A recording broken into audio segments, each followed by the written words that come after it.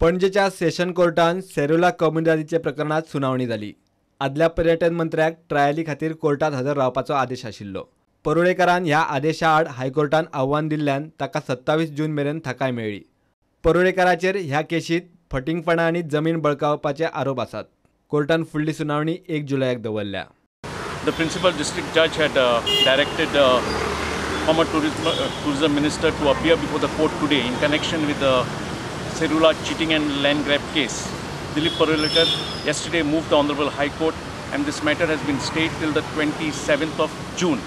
So now the matter before this court here has been now fixed by the principal district judge on the 1st of July. I pointed out to the court today that Dilip Parulekar has got an interim stay till 27th of June by totally misleading the Honorable High Court yesterday. I will move the Honorable High Court on Monday seeking a urgent hearing so that the interim relief given to Dilip Parulekar yesterday can be immediately cancelled and the matter before this court can start again. Okay. Prudent खातीर senior reporter Mukesh Kumar आणि ओमकार फळारी।